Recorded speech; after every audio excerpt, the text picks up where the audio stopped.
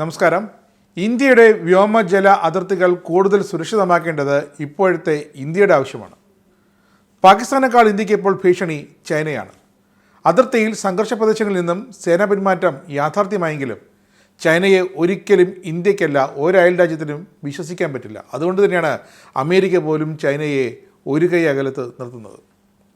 ആട്ടിൻ തോലണിഞ്ഞ ചെന്നായ് എന്നൊക്കെ ചൈനയെ വിശേഷിപ്പിച്ചാൽ ഇക്കാലത്ത് ചെന്നായ്ക്ക് ഒരു അപമാനമാണ്. അതുകൊണ്ട് തന്നെ ഇന്ത്യ ഏറെ ജാഗരൂകരാണ് ഇപ്പോഴും അതിർത്തികളിൽ. നിലവിൽ 2 സ്ക്വാഡ്രൺ റഫേൽ വിമാനങ്ങൾ 36 എണ്ണം സർവ്വസജ്ജമായി പഞ്ചാബിലും ഹസിമാരയിലും ഒക്കെ വിന്യസിച്ചിട്ടുണ്ട്. അതുകൊണ്ട് തീർന്നില്ല. കൂടുതൽ ആധുനിക വ്യോമ പ്രതിരോധ സംവിധാനങ്ങളും മിസൈലുകളും ഒക്കെ ഘടിപ്പിച്ച 26 റഫേൽ മറൈൻ യുദ്ധവിമാനങ്ങളും 3 സ്കോർപിയൻ ക്ലാസ് അന്തർവാഹിനികളും ഇന്ത്യ ഇതാ വീണ്ടും വാങ്ങുകയാണ്. എവിടെ നിന്നാണ്? ഫ്രാൻസിൽ നിന്നും. ഇന്ത്യയുടെ സമുദ്ര അതിർത്തികൾ കൂടുതൽ സുരക്ഷിതമാക്കുക, ജാഗ്രത വർദ്ധിപ്പിക്കുക, അതുതന്നെയാണ് ലക്ഷ്യം. ഇന്ത്യയുടെ അഭിമാന വിമാനവാഹിനിയായ INS വിക്രാന്തിൽ ഇനി ഇടം നേടുക റഫേൽ മറൈൻ യുദ്ധവിമാനങ്ങളാകും. ഫ്രാൻസുമായി ഏകദേശം 90,000 കോടി രൂപയുടെ സുപ്രധാനമായ പ്രതിരോധ കരാറുകൾക്ക് അന്തിമരൂപം നൽകാൻ ഇന്ത്യ അങ്ങനെ ഒരുങ്ങുകയാണ്. അതിനായി ഈ ഫെബ്രുവരിയിൽ പ്രധാനമന്ത്രി നരേന്ദ്രമോദിയുടെ പാരീസ് സന്ദർശനത്തോടനുബന്ധിച്ച് സുപ്രധാനമായ കരാറുകൾ ഒപ്പുവയ്ക്കും. കാരണം ഇന്ത്യക്ക് ഫ്രാൻസിന് വിശ്വാസമാണ് റഫാലിനെയും. അതിൻ്റെ അർത്ഥം റഷ്യയുടെ നിലവിലെ ആയുധങ്ങൾ ഇന്ത്യക്ക് വേണ്ട എന്നല്ല. ബ്രഹ്മോസ് മിസൈലുകളുടെ അടക്കം ഏറ്റവും പുതിയ ഭൂഖണ്ഡാന്തര വെർഷൻ ഉടൻ വരുന്നുണ്ട് റഷ്യയിൽ നിന്നും.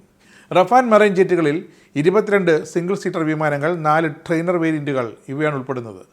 റഫാൽ ജെറ്റുകൾ ഇന്ത്യയുടെ വിമാനവാഹിനി കപ്പലുകളിൽ, പ്രത്യേകിച്ച് ഇന്ത്യയുടെ അഭിമാനമായ നേരത്തെ പറഞ്ഞ INS വിക്രാന്തിൽ പ്രാദേശിക ഭീഷണികൾക്കെതിരെ ചൈനയിൽ നിന്നും പാകിസ്ഥാനിൽ നിന്നുമുള്ള നാവികസേനയുടെ എതിർപ്പിനെ പ്രതിരോധിക്കാനുള്ള ആ പ്രവർത്തനശേഷി വർദ്ധിപ്പിക്കാൻ തന്നെയാണ്. ഇന്ത്യ സ്വന്തമായി തേജസ് യുദ്ധവിമാനങ്ങൾ നിർമ്മിക്കുന്നുണ്ട്. പക്ഷേ വിമാനവാഹിനി കപ്പലുകളിൽ പറന്നിറങ്ങാനും ചിറകുകൾ മടക്കി സർവ്വസജ്ജമായി നിർത്താനുമൊക്കെ ഏറ്റവും യോഗ്യം റഫേൽ വിമാനങ്ങൾ എന്ന് കണ്ടാണ് ഈ വിമാനങ്ങൾ വാങ്ങാൻ ഇന്ത്യ തീരുമാനിച്ചത്. അമേരിക്കയുടെ വിമാനങ്ങളെ മാറ്റി നിർത്തിയിട്ടാണ് ഈ റഫാൽ വിമാനങ്ങൾ ഇന്ത്യയുടെ വിമാനവാഹിനി കപ്പലുകളിലേക്ക് ഇന്ത്യ വാങ്ങിക്കൂട്ടുന്നതെന്ന് കൂടി ഓർക്കണം. മേക്ക് ഇൻ ഇന്ത്യ പദ്ധതിയിൽ മുംബൈയിലെ മസഗോൺ ഡോക്യാർഡിൽ 3 സ്കോർപിയൻ അന്തർവാഹിനികളുടെ നിർമ്മാണവും ഉടൻ കരാറിലുണ്ടാകും. നിലവിൽ ഫ്രാൻസിൽ നിന്നും 6 സ്കോർപിയൻ അന്തർവാഹിനികൾ ഇന്ത്യക്ക് ലഭിച്ചിട്ടുണ്ട്. ഇൻഡോ പസഫിക് മേഖലയിലെ വർദ്ധിച്ചു വരുന്ന സുരക്ഷാ വെല്ലുവിളികൾ നേടാൻ ലക്ഷ്യമിട്ടുള്ള ഈ ഇന്ത്യയും ഫ്രാൻസും തമ്മിലുള്ള തന്ത്രപരമായ പങ്കാളിത്തത്തെ ഈ കരാറുകൾ ശക്തിപ്പെടുത്തും. ശ്രീലങ്കയിൽ പുതിയ ഭരണകൂടം നിലവിൽ വന്നതോടെ ചൈനയ്ക്ക് തങ്ങളുടെ ചാരക്കപ്പലുകൾ ശ്രീലങ്കൻ അതിർത്തികളിലും അല്ലെങ്കിൽ ശ്രീലങ്കൻ തുറമുഖങ്ങളിലെ ഹംബർട്ടോട്ടടക്കമുള്ള തുറമുഖങ്ങളിൽ അടുപ്പിക്കാൻ പറ്റാത്ത അവസ്ഥയായി. അപ്പോൾ ശ്രീലങ്ക എന്താണ് ചെയ്തത്? ഇന്ത്യയുമായി ഇപ്പോൾ ബദ്ധവൈരികളായ ബംഗ്ലാദേശിലേക്ക് ചൈനയുടെ ചാരവിമാനങ്ങൾ, ചാര കപ്പലുകൾ ഒക്കെ നീങ്ങുകയാണ്.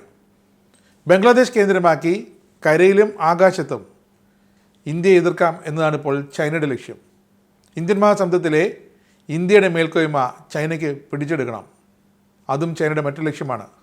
പക്ഷേ ഫ്രാൻസുമായി ഇന്ത്യ ഇപ്പോൾ ഒപ്പുവയ്ക്കാൻ പോകുന്ന സുപ്രധാനമായ പ്രതിരോധ കരാറുകൾ അതൊക്കെ അന്തിമ രൂപത്തിലേക്കാകുമ്പോൾ ചൈന കൂടുതൽ പ്രതിരോധത്തിലാകും. സൈനിക സംഭരണ സമീപനത്തിൽ തന്ത്രപരമായ മാറ്റത്തിലാണ് ഈ കരാർ ഇന്ത്യക്ക് വഴികാട്ടിയാകുക.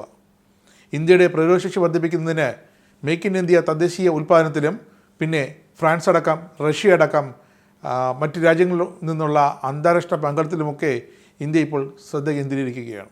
എന്തായാലും നരേന്ദ്രമോദി പാരീസിലെത്തുന്നതോടെ ഇന്ത്യയുമായുള്ള റഫേൽ വിമാനത്തിൻ്റെ 2ാം ഘട്ട ഇടപാടുകൾ, അതിനുള്ള തന്ത്രപരമായ കരാറുകളും ഒപ്പുവയ്ക്കപ്പെടും.